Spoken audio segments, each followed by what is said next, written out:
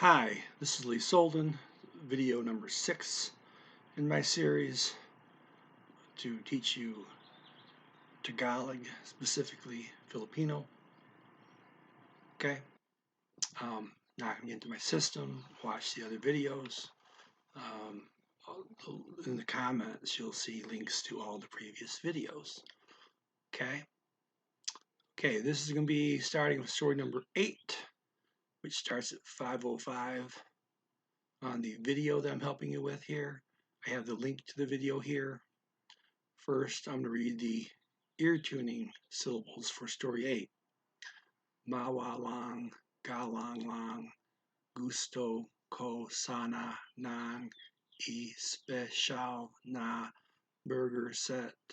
Opo, pumili po kayo kung French fries o salad.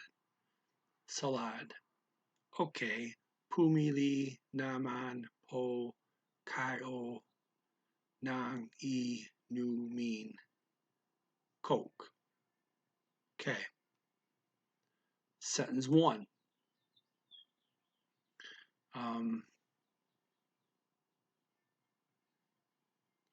Sentence 1. I'm going to read just the ear tuning syllables for sentence 1. Magandang panahon. Okay. And excuse me, I skipped the wrong part. Okay, sentence 1, story 8. Ear tuning syllables. Mawalang, galang lang. Okay, that means excuse me. Memorization tip. Lang is said 3 straight times. It's a countdown. 2, 1, 0. XA lang, XA lang, lang. Use MAWG, M-A-W-G, as a keyword. Use the consonants, M-W-G. Okay, so mawa lang, and the G for ga lang, then nothing, lang. Mawa lang, ga lang, lang. The A is to remind you, A is always the vowel. Okay. Sentence 2. Please, gusto, from Spanish, me, co, my, sana, excuse me, this is the English word may. Trying to pronounce it like Filipino here. Okay, so may, sana, of, nang. Okay, so altogether you got sana, nang. Now back in the first story, sanang was used for the very same thing here. It basically put that phrase in there, or sanang.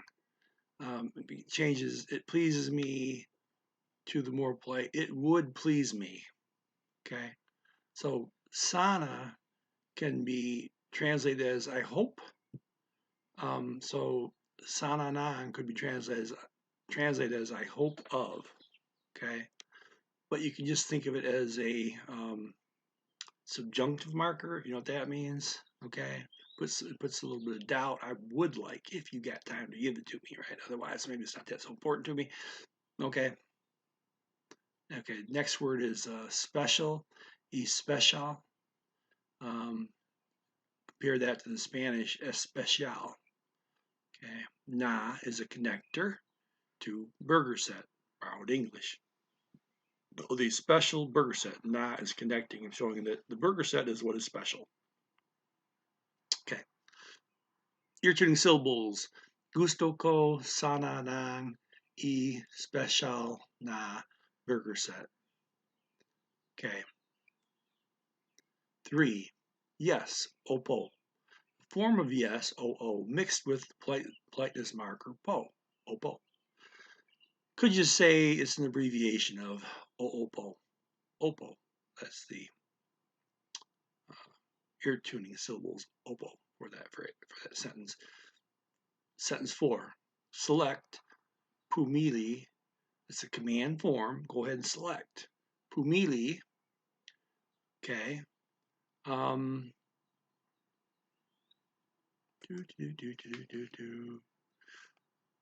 That is the base verb. I don't use that phrase much. Base verb. I use base word.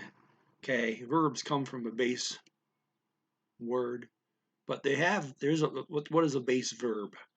That is the infinitive, right? So when you make it from tacking on mag in front of a base word, now you got a verb, a mag verb. Well, we call that the base verb. The base verb is the infinitive. It is the command form. And as you'll see in the infix verbs, is also the past tense. The verbs are a little funny compared to the rest of them. It's only 4 kinds. 3 of them work about all kind of the same way in a lot of respects. Even the verbs work the same in one respect, but in another respect they don't. We'll get to more of that later. Let me see. By now you should start to notice the very common infix, and be able to see the root word is pili. So we start out pili, put the after the p, got pumili. Okay. That the verb is derived from pili, choice. Po is a politeness marker. Kayo, you. Both plural and polite singular. If you use po, also use kayo, not ka for you. Okay. If kung, French fries, or o from Spanish, salad. This is English salad. Okay. Ear tuning syllables for that. Pumili, po, kayo, kung, French fries, o salad. Okay. While I will wait to lesson 10 before explaining how verbs go, here is the conjugation for pumili. Okay, mili is the base word, choice, which means choice. So pumili is the infinitive and the past and the command form. Just add a in there, go from pili to pumili. Then you have pumi pili is the past tense. Okay. And then pipili is the future tense. Okay, I got that wrong. Try again.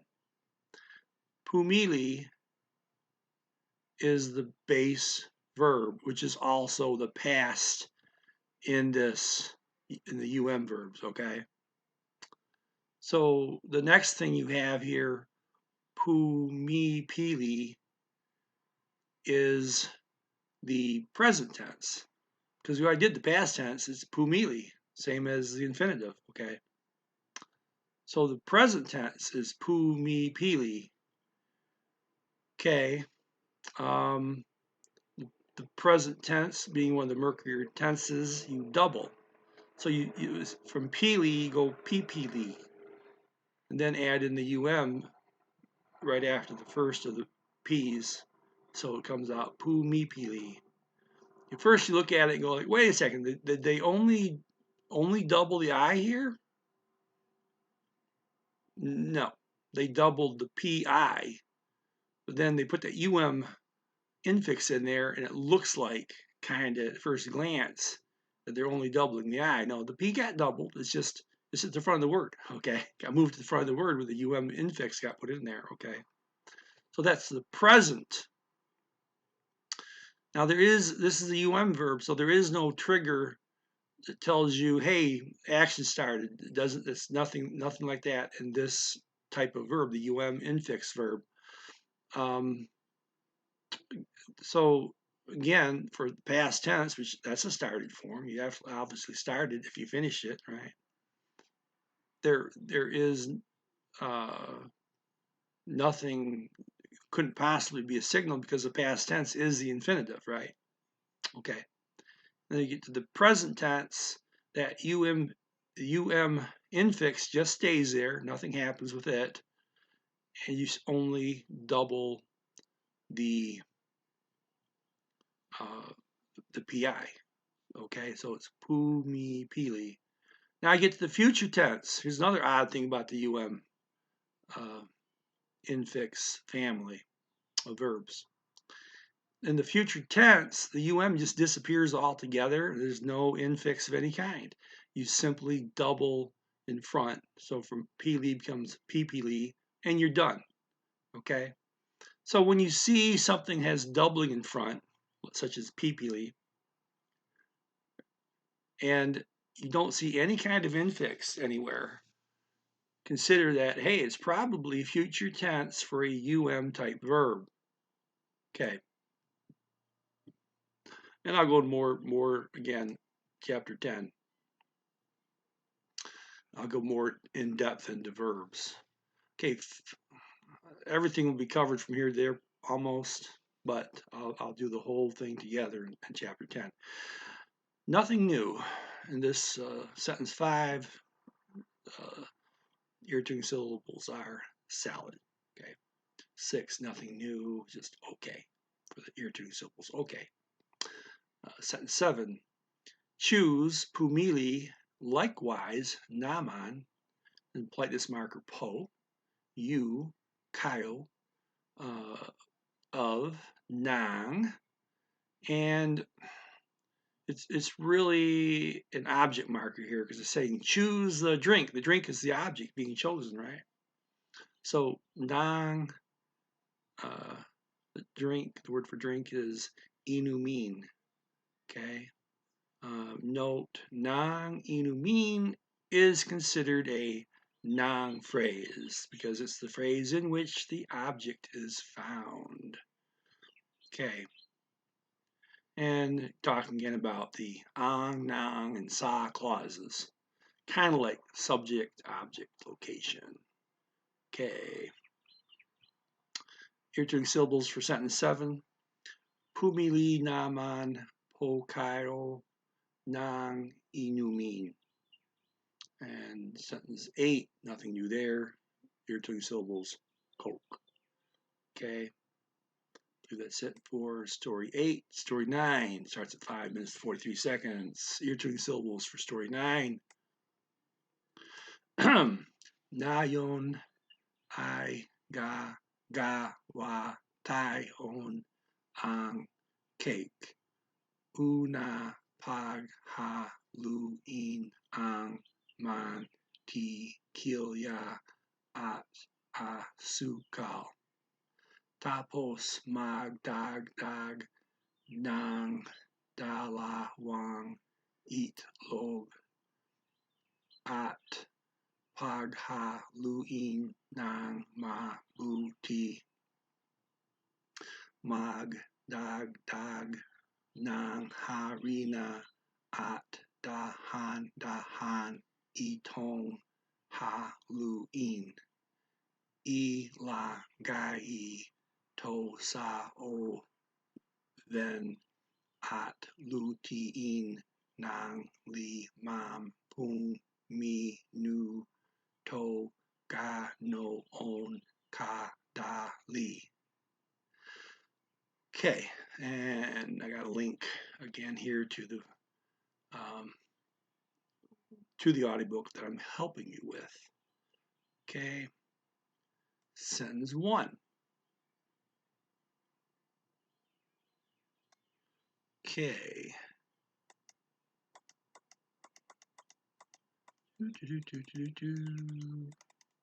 So sentence 1. I'm going to read the irritating syllables to start out. Nya, yon, I, ga, wa, tai, on, ang, cake. The speaker blends tayo and nang. Specifically, tayo takes the N from the NG. Okay. So it ends up being Tyon, and then Nang was lost its N, now it just becomes Ang. I'll read this again to you, the ear-tongue syllables. Nya, Yon, I, Ga, Wa, Tai, On, Ang, Cake. Okay. Covering the words. Okay, today, Nya, Yon is I. Not really mean is, but it's really telling you that the subject preceded I, and then whatever's coming out else after I will be the object or adjective. So today, okay, I make, okay, gagawa. This is future tense. Here the doubling from gawa action to gagawa. Okay. Type of verb. Well, we have a doubling here. We don't see anything else going on as far as any kind of affixes, no infix, no prefix, no suffix. Well, it's probably the future tense of a verb, right? So from gawa to gagawa. Okay, from gumawa, that would be the infinitive. Gawa, add in the make the infinitive, which is also the past tense and the command form. Okay. The base form of the verb by adding the infix. Okay, which is also the imperative form, also called the command form, and it's the past tense.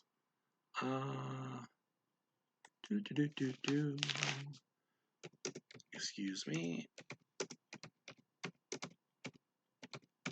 Left something out there in my notes. I always post these notes to the video. Okay. So, in other words, I'm giving you a set of notes to your read-throughs here. Okay, here we go. Okay, also for verbs. Okay, okay, it was there. It's the past tense. The same, gumawa. Now, to get the future tense, you ignore the infix of the base verb. Then the first consonant is G, the first vowel is A, so the doubling here is adding GA, the first consonant, first vowel, ga. It's from gawa, gagawa. That's the future tense. So the suffix is dropped altogether. But there is a simpler way to look at it. If you know the word gawa, you know it's a verb, just double the first consonant and first vowel. Okay, and you're done creating the future tense. Okay, use whichever way suits you at the moment. The practical thing is this: when you see a verb with a doubling with no apparent affix, prefix, infix, or suffix, or surround fix, I'm not getting into what that means. When I say surround fix, I mean sometimes there's something at the front of the verb and at the end of the verb, okay? Sometimes. Consider that it may be the future tense of the unstarted form / contemplated form of a verb. Okay. We, tayo, nang, the object marker, cake, because they're going to make a cake, right? Nang, cake. Nang is marking the object. Okay, to make, gawa, is an action. That's the base word. Gumawa, to make. Also made and make as in a command. Then we have gumagawa. There's a doubling there, kind of hard to see because that G is right in the front of the word, right? Gumagawa. There's a gaga in there, but the separates that first G from the rest of the doubling. Doubling. Well, okay, so there's doubling there. That means it's one of those murky tenses, either present or future. Well, then you got to know for the future tense, they don't put no there, okay? Future tense doesn't have any affix at all. So this must be the present tense. Gumagawa. There's doubling. There is a UM. That is the present tense. And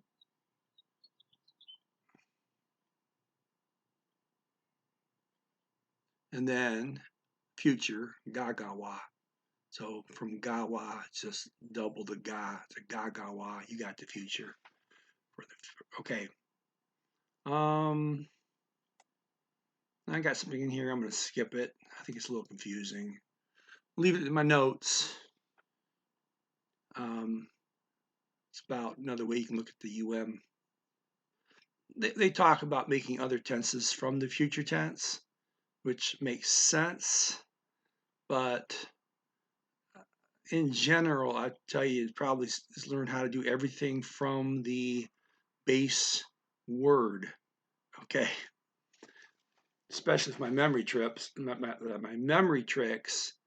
make it easy to go from the base word. So, okay, keep going here.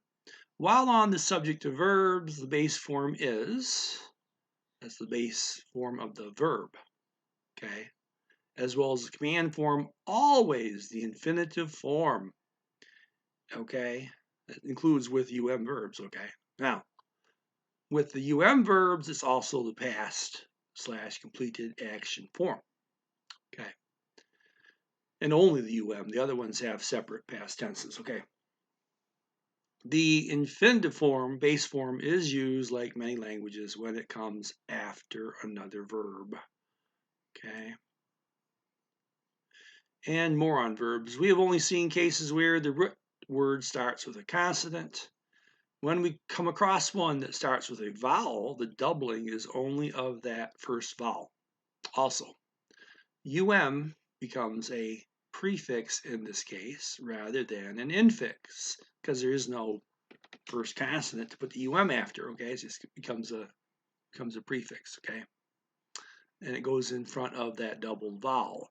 And when adding a IN infix for IN verbs,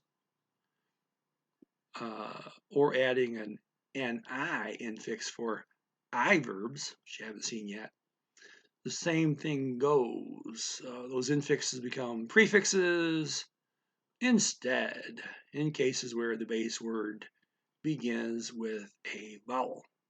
And more fully explained in lesson 10.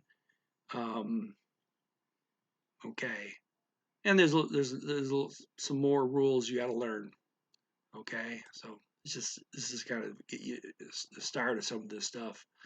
You see here, I'm not sure if I read the ear tuning syllables for this sentence. I'll go ahead and read them. I know I read them. Never mind. Okay, yeah, I read them first. Okay, sentence 2. First, una. Now, una means one in Spanish. Here, it just means first. Okay, in this language, it just means first. Una.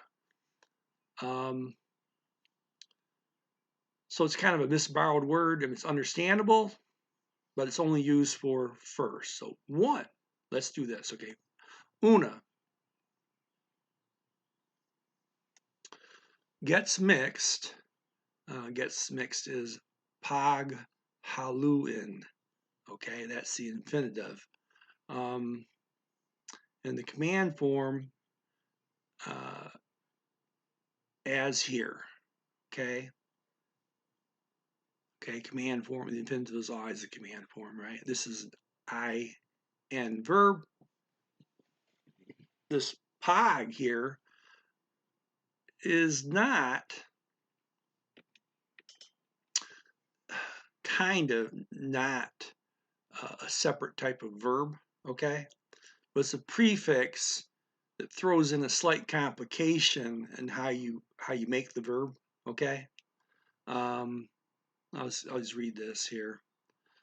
So this is a verb that at first appears not in the main 4 groups. It's called a pog-in verb. Pog prefix has the meaning the action of. Okay. Here, paghaluin equals to mix. Hollow is mixing, so paghallow kind of means the act of mixing, right? But as you can see, it's really not a separate form. they treat it like an IN verb for the most part, but not totally. Okay.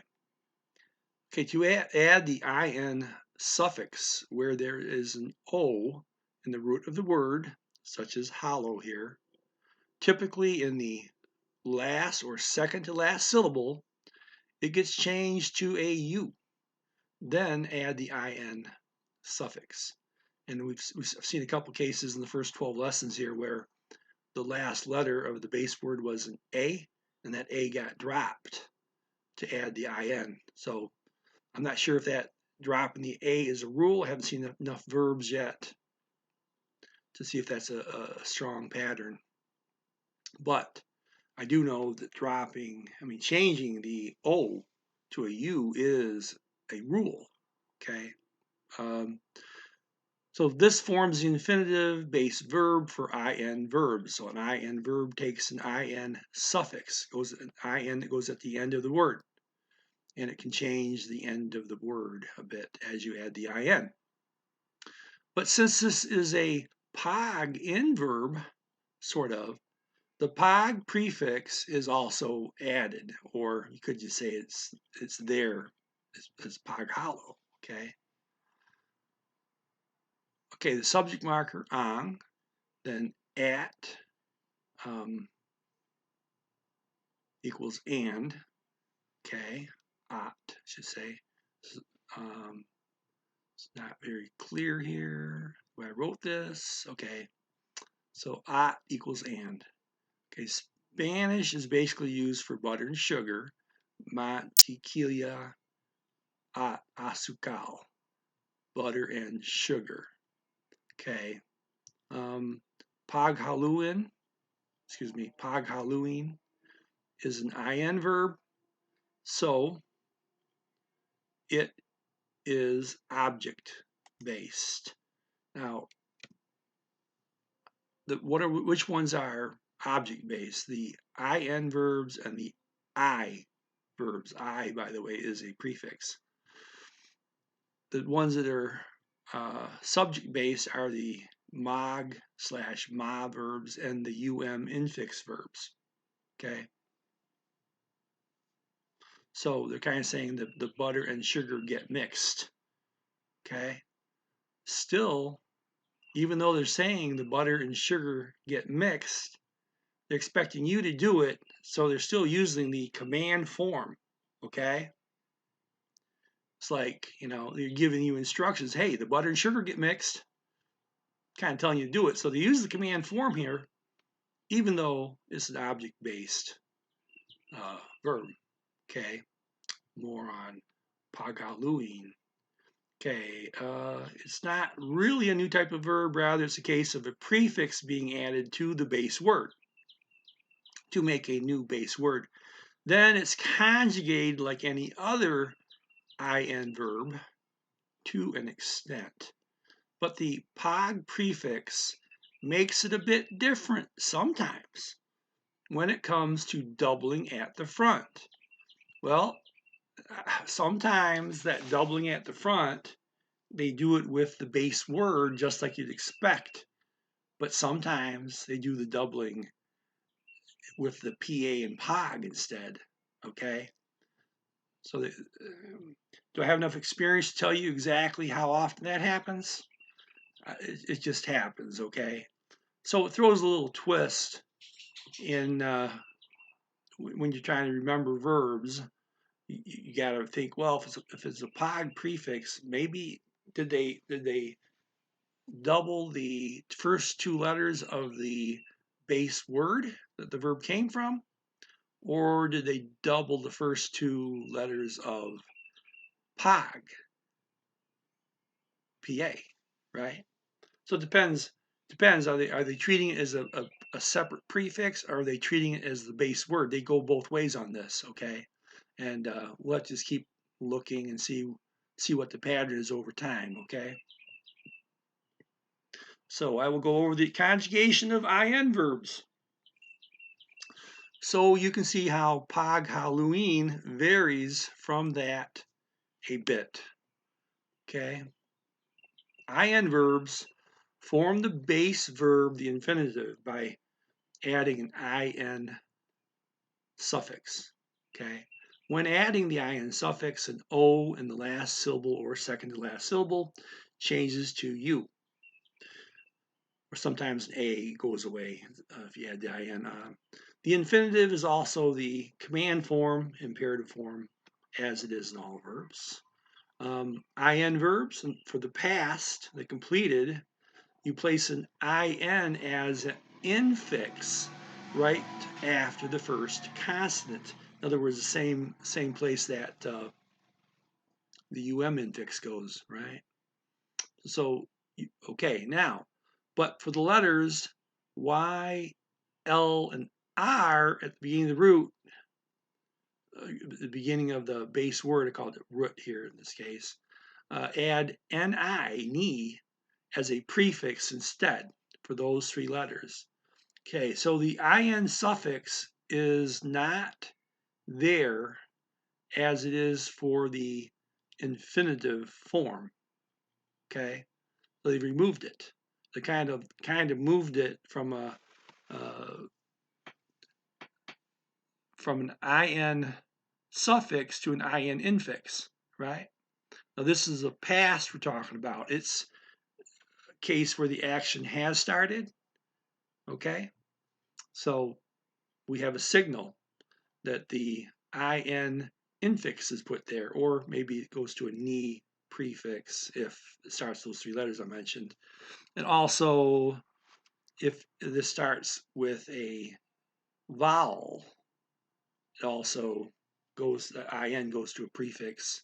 Okay. Okay. Now, in verbs, present tense, uncompleted form. First, do the appropriate doubling, and then add the in infix. But for Y, L, and R at the beginning of the root, add ni instead as a prefix. Okay. So getting both the in infix to signal action has started, and the doubling showing is one of the murky tenses. See, same note about hin applies here. Okay.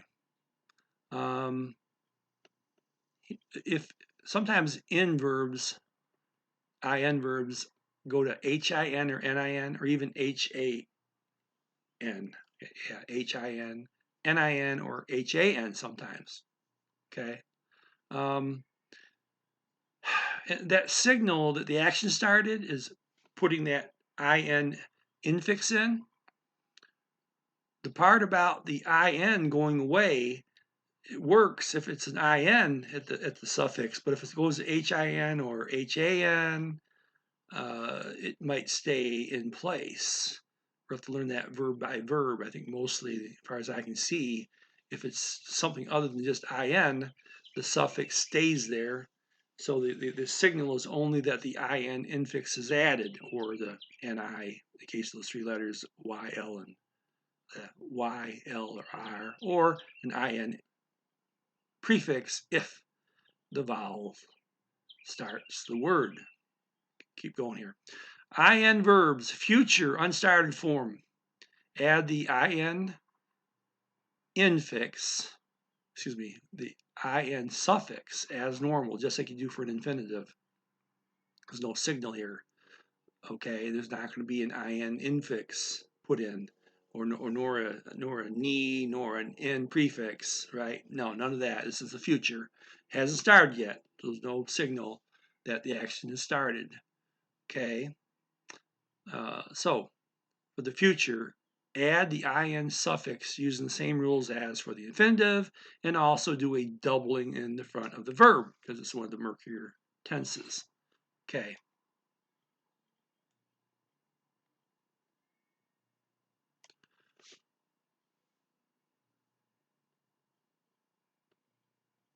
Okay. You may have noticed this pattern by now. You often can divide the verb forms into two categories: those which are not underway, and those that are maybe even done. This pattern does not always hold, as with verbs. The infinitive is also the past in the UM verbs. So the UM verbs don't fit that pattern.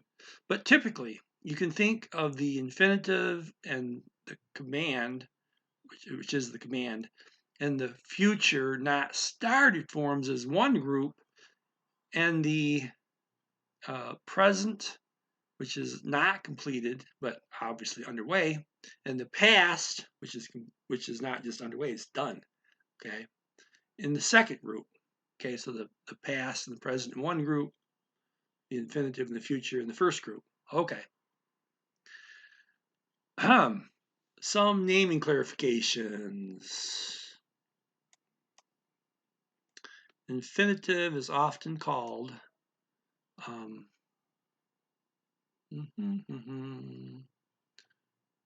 okay. Is often called the imperative form, command form, imperative form. Uncompleted is often called present tense, or I could say the present tense is often called the uncompleted. Okay, as the action is going on now, or is a habitual action. Completed action is often called the past tense, or you could say the past tense is often called the completed action. Unstarted is called the future. Also, the contemplated tense, I could say the future tense is called either the unstarted or contemplated tense. Okay, back to the two groups. The pattern of the verb forms, how you make them, typically follows which group the forms are in. Again, the two cases where no action has occurred, future and unstarted, future dash unstarted, or the infinitive slash command, versus the two cases where the action has occurred, the present uncompleted and the past, the completed forms. This is all to confuse you, right? Now you can listen to more than one time. Okay, keep going here. And you can divide the verbs another way, but this is more of a memory trick. Which two forms get that doubling in front? Well, think of it this way. Doubling the vowels kind of makes the verb murkier for you as a new Tagalog learner. Now, go to English. Which two tenses does English use to represent the murky future? The future tense, of course, but also the present tense by adding a future time reference to the sentence. I will go to the store tomorrow. I am going to the store tomorrow. Use this line of thought to remember that the two tenses in Filipino that use doubling are the future and present tenses.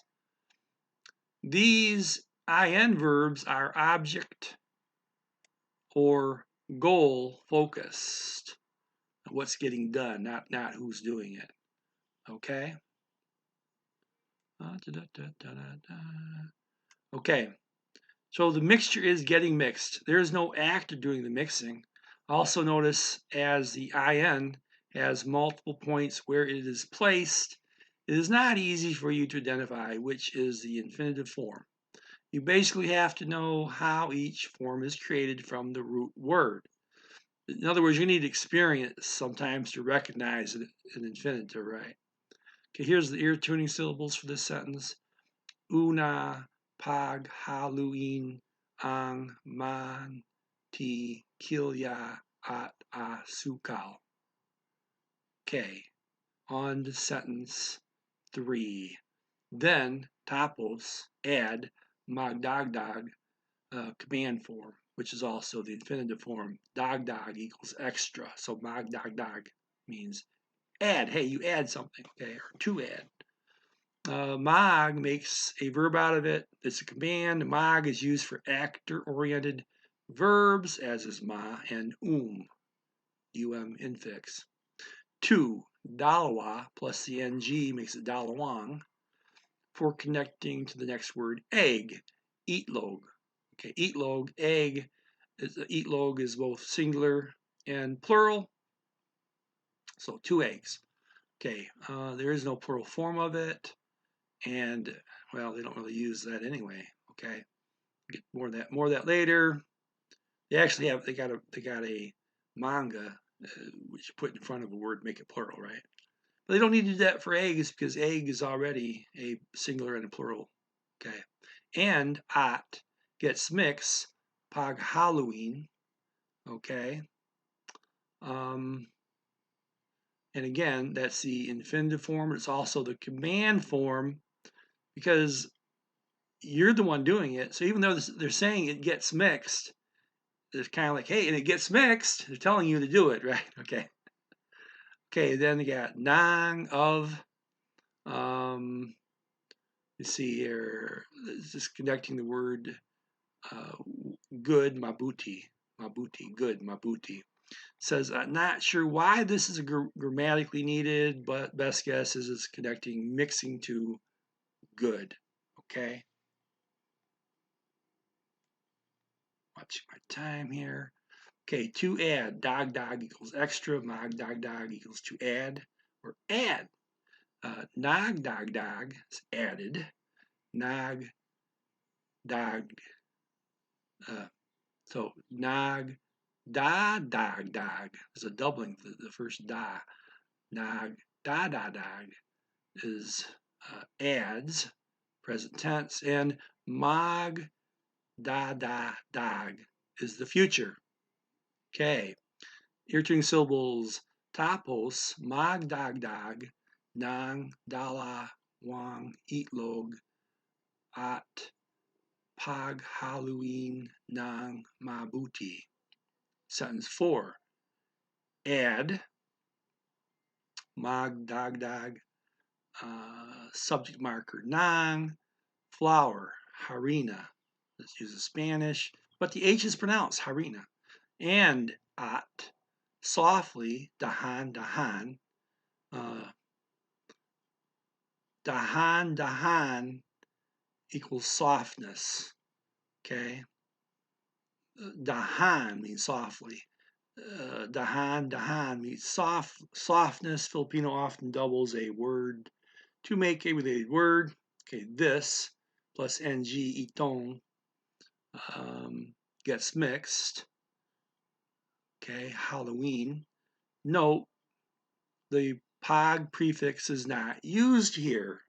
Okay, so this is still, it gets mixed, and it's still a command form because you're the one that has to do it. Okay. Okay, add the flour and this gets slightly mixed.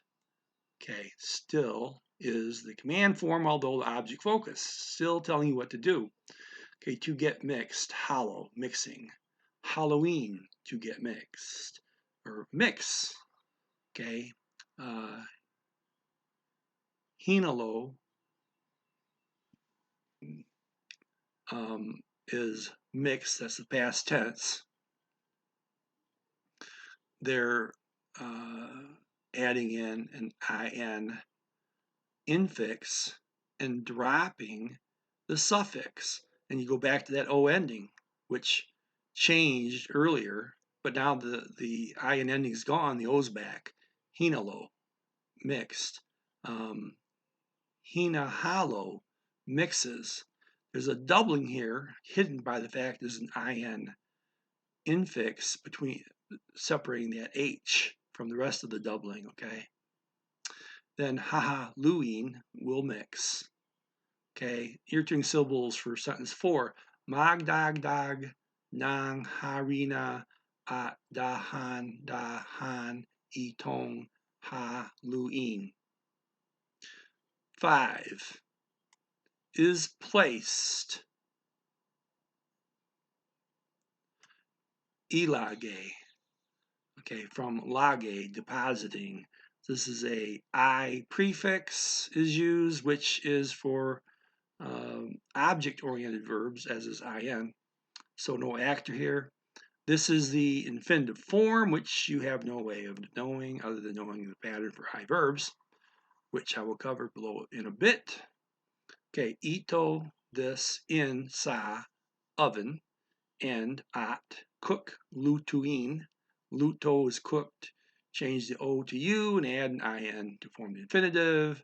See, nang, of, apparently needed in grammar when introducing a time. 50, limampung Limapu means 50. The NG connects it to the word minutes. Okay, minutes is minuto, Spanish, but note they still do not use an S. Okay, that's a rule. You don't use S's to make plurals. You use manga in front of the noun, or in some cases you put a number to make it plural, right?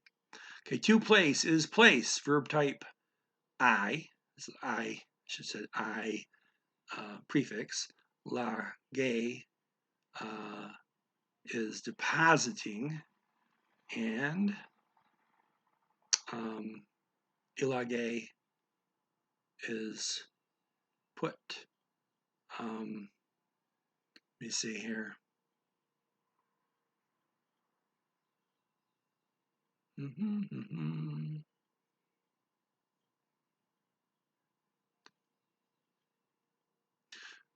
Read the ear-training syllables here.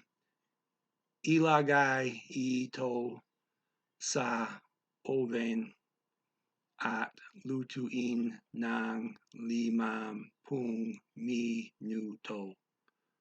Okay, so that's ilagay. Yeah, I thought I was saying that wrong. I said ilagay, it's ilagay. You can never tell, by the way, the AY ending is sometimes it's I and sometimes it's A. So you got to listen on an individual basis. Okay, is placed, ilagay, from lagay, depositing. I prefix is used, which is for object-oriented verbs. So no actor. This is the infinitive form, which you have. This ito in sa oven and at cook lutuin. Luto is cook. Change the O to a U. Add the in to form the infinitive. Nang is of 50. Limam pung. The ng makes a limam pu as the ng suffix connected to minutes. Okay, minuto. To place, verb type I, lagay, depositing, ilagay, to put. So it's like lagay, just add the I, okay? Then we have nilagay. You add the signal is to that the action started. So this is the past tense. So the action's not just started but completed. You add an ni infix. Now this is the rules for an I prefix verb. Okay, so the adding the ni infix, which is going to go in this case right after the I, that you just added, right? So from ilage, nilage, placed. Places is ini lalage. So now you have the doubling of lage to lalage, and also this is the present tense, so it has started. So you have to add in that ni infix, ni lalage. Okay, in the future tense, it will take the doubling, but it won't take that infix. So it's lala guy, lala guy. I think I said gay a couple times here. These are all ends of guy, not gay. Guy. Okay. Okay, rather than go over everything for this verb, just note adding the ni infix is the signal for the action starting. And as always, doubling is used for the murkier tenses, present, future. Okay. To cook is cooked. Verb type in. Luto is cooked. Lutuin, to cook. Again, the O changed to a U. Then we got niluto. Okay. There, the in goes away, so it goes back to luto. And it's an in verb. It started with an L. Remember, if it starts with an L, an R, or a Y, you add a ni prefix instead of an in infix. So it's ni luto. Okay. Then you got ni luluto, cooks. This is present tense. Definitely takes the doubling. It's one of the murkier forms, and it takes the signal that it started. this case, putting a ni as a prefix, since it started, the base word luto starts with an L, which is part of the group LRY. Okay, will cook. Okay, is lulutuin. So you just double the lu. You leave the in suffix alone for the future. There's no signal, just lulutuin. Okay, will cook. Ear-turning syllables, ilagay, ito, sa, o, then, at, lutuin, nang, limam, pung, minuto. Okay. Last, such, ganoon, easy, kadali. Okay, ganoon, kadali equals so easy. Ear-turning syllables, ganoon, kadali. Okay, I verbs. Add I prefix to form the infinitive. Example, lagay becomes ilagay. For the future, double the front, then add the I prefix. Ilalagay. The I prefix is optional in that case, by the way. For the past tense, insert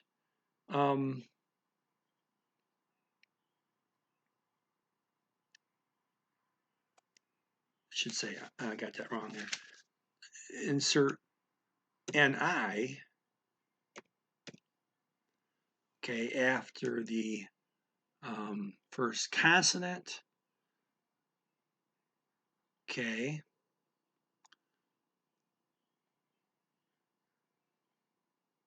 This might be wrong. Okay, for the present tense, double at the front, then add the in infix. And again, I got my I verbs. It's an I, it's an I infix for I verbs. Okay. Okay, so we got Lena Lagay. Okay. Slowing it down. The root word is lagay, then it goes to lalagay, and then add that I, okay, which is optional. So it could just end up Lena lagay, okay.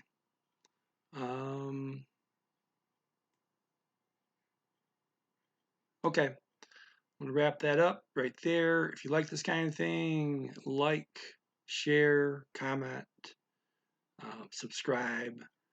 Have a great day. I'm going to start the next video correcting this last paragraph on one thing. Bye-bye.